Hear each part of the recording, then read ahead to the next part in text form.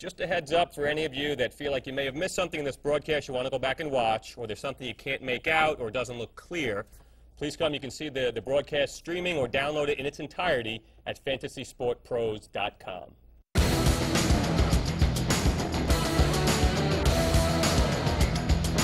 And it looks like with his second pick, which is the first pick of the 10th round, he has selected running back Chris Perry, the third down scat back out of Cincinnati.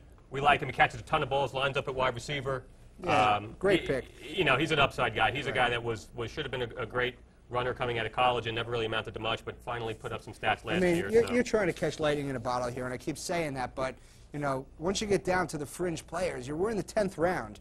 You know, Rudy Johnson gets hurt, and you never wish for a guy to get hurt, but Rudy Johnson gets hurt, and, you know, what happens? You have Chris Perry, who's a much better pass catcher than Rudy. So, you know, you do it, and you just run with it. And it looks like FF today has taken their tight end finally. They have selected Ben Troop. Good pick, but, you know, you got to take a tight end here. I feel like you waited this long. You're not getting any, you know, he's okay, but nothing special. You know, they're passing over some good. I can't believe they're passing over Vernon Davis and Jeremy Stevens.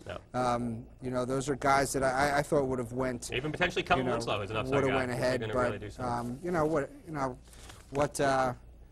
going to share with John a little secret here and see if I'm right. I don't disagree with you. I'm on board.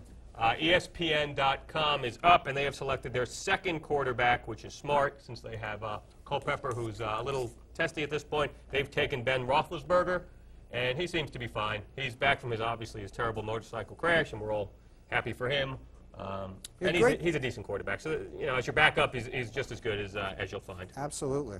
I have no problem with that pick. All right, so how to get a backup. We are now looking at Fantasy Index on the clock.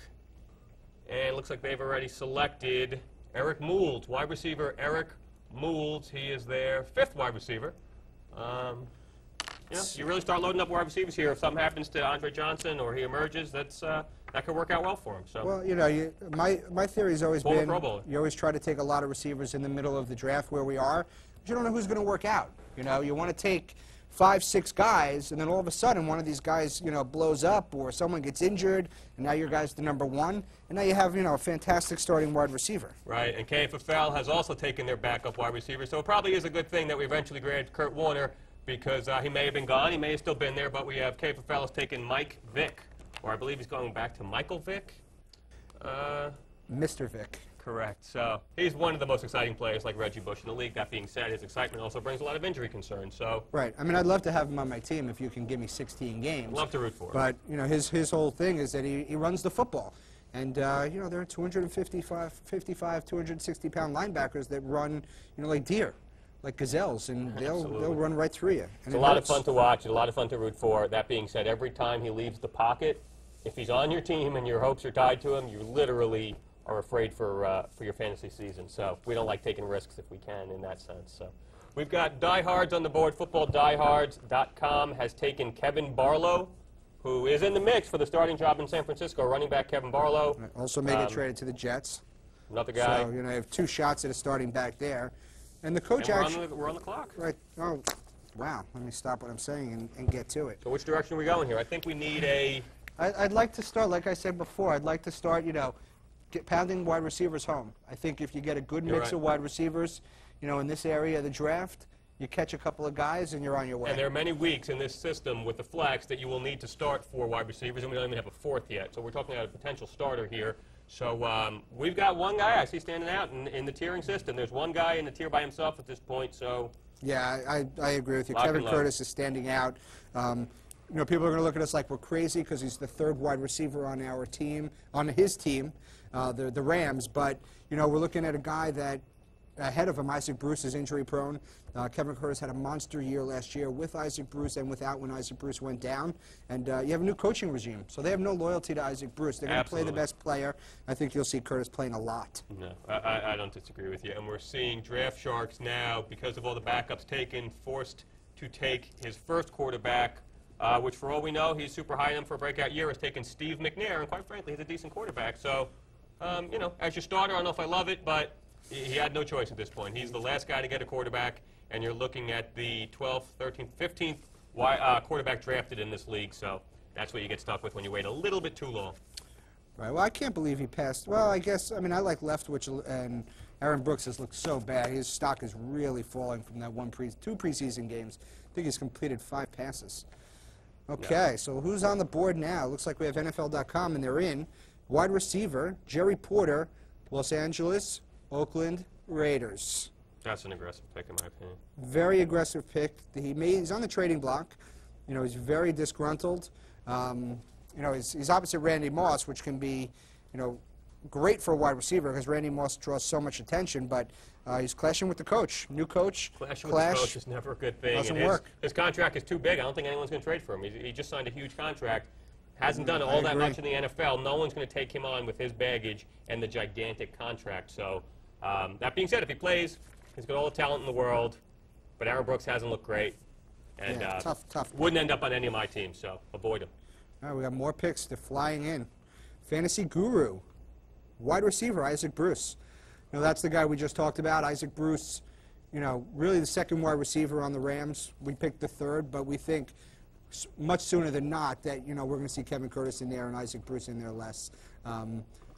Chance may work out, may not work out, but who knows? You know, it's the 10th round. We can take chances in the 10th round. If it doesn't pan out, you know, it's not going to cost us the draft. Back in 2003, when we won this thing, you know, our draft didn't go great, but we picked up some big-time sleepers. I mean, we picked Santana Moss, I think, in the 15th round, you know, 16th round. And he ended up being a top 10 receiver, propelled us to victory. I mean, the draft is not what, you know, championships aren't won at the draft. You know, they're born at the draft, and then you get a couple of, you know, late round guys. You get a couple of, you know, waiver wire. I think we picked up Brian Westbrook and Antonio Gates that year. As soon as you see anybody doing anything, one guy has a good game, doesn't have to pan out. You're talking about your 18th or 19th roster spot. Just grab them. Right. And again, we put this out every week to our subscribers. Just go after guys. You have 20 spots on your team. Fill the last few with guys with upside. Grab somebody who had a big game. Who knows? May never do it again. They also may turn into Antonio Gates or Brian Westbrook and win you a propelled us to victory. Absolutely. Absolutely.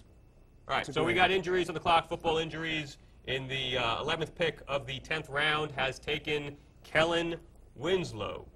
There's an aggressive pick. He's backing up his Gates. He's got a guy that if he works out, great. If he doesn't, it's a 10th rounder. Kellen Winslow's missed 2 years, as everyone's known. Played 2 games his rookie year, hurt himself, was out for the year, and then in his second season, before it even got underway, you know, he fell off his motorcycle, and that didn't really work out. He missed the whole season. You know, tore his shoulder up, tore his knee up, didn't work. So, you know, all the talent in the world, we'll see. It's your second tight end. I think that's fantastic. Sure. We got the huddle up for 2 in the last pick of the 10th, first pick of the 11th, and with his first of his 2 picks, he has selected David Givens, wide receiver. I like that.